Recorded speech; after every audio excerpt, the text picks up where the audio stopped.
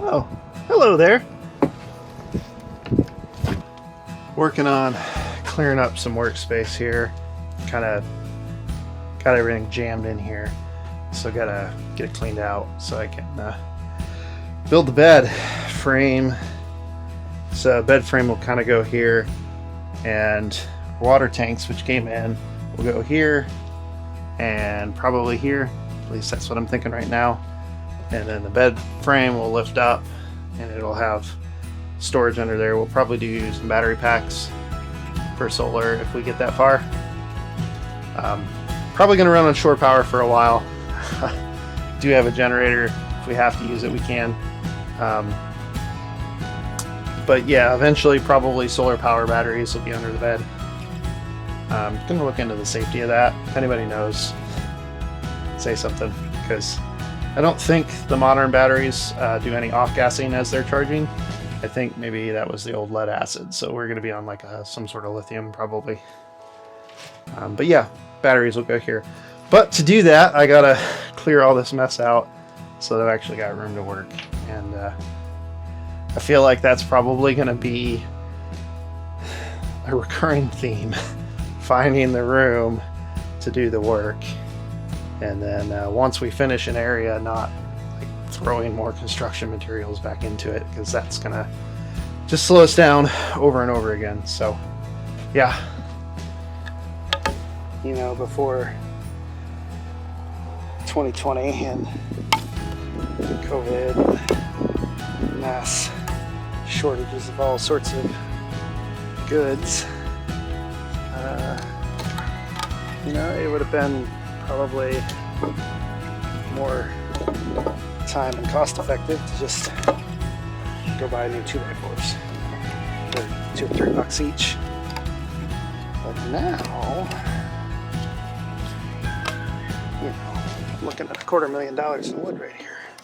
So, gonna try to reuse as much as we can here. You'll probably hear this a lot of times throughout this project, but I kind of don't know what I'm doing. And to reinforce that point, let's take a look at how I've been using this saw.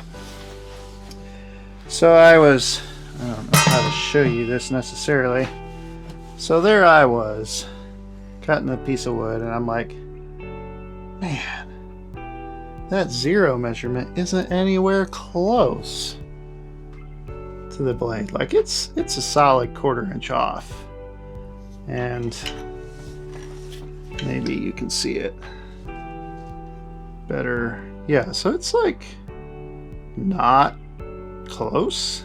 And I'm looking and I'm like, man, there's nowhere to adjust that, is there? And then I look from, man, this is annoying. Then I look from this angle and I say to myself, man, that looks like the captive, like the washer I was expecting to be on this side of the, that's the washer that should be on this side of the blade.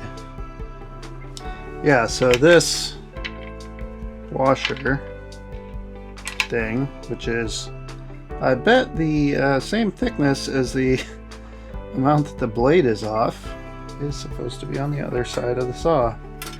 You know, I really thought I knew, like, I know I don't know what I'm doing.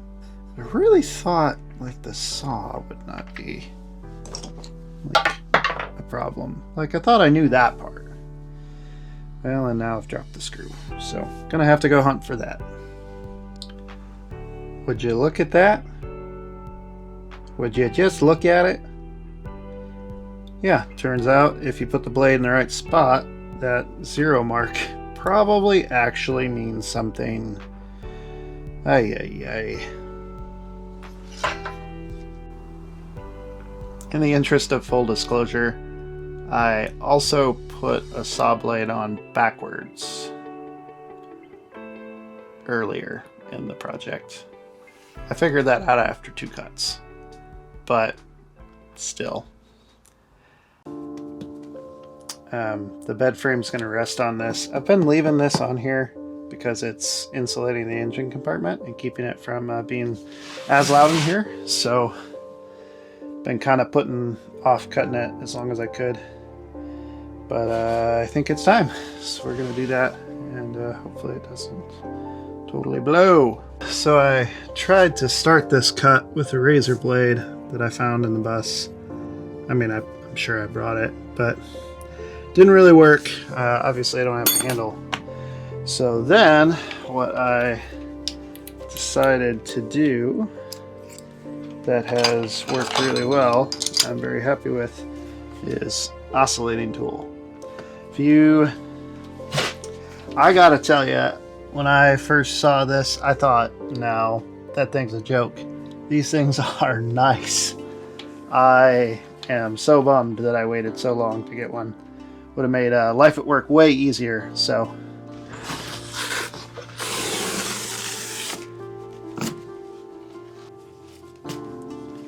super smooth. Now this could be really lame to take off, but again,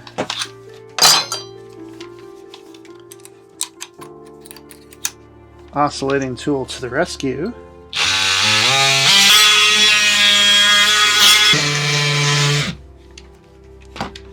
If I had had this thing when I was removing the floor, oh my goodness, I would have like extra days of my life back.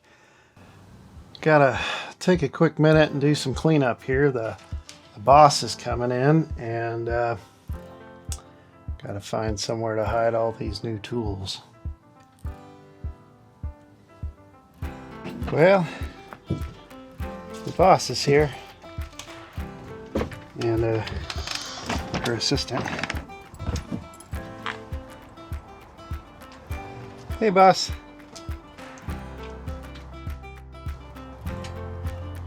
Big day, huh? Come on in. Gonna check over his work. Yeah, go check his work. What do you think, boss? How's it going? Is this just kind of weird? Sure. No, not enough progress. It's not ready to live in yet.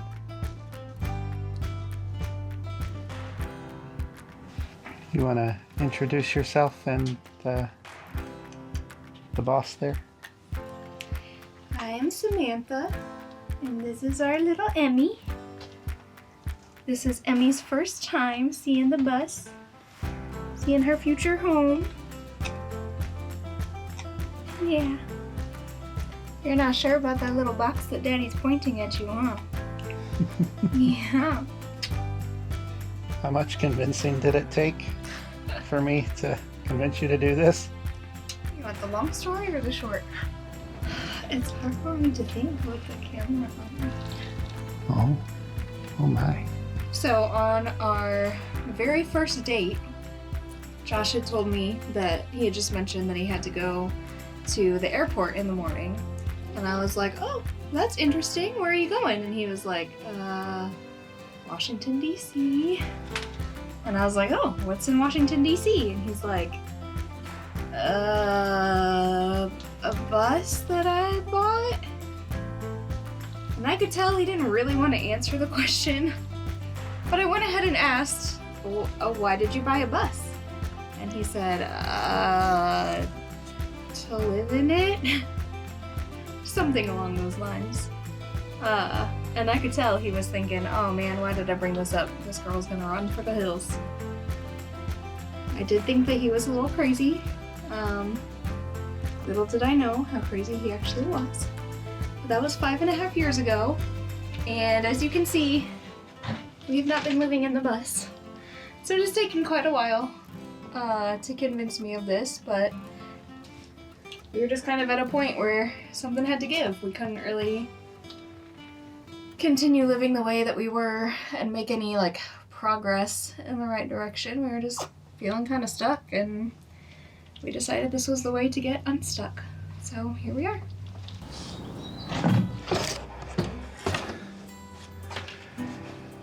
Okay.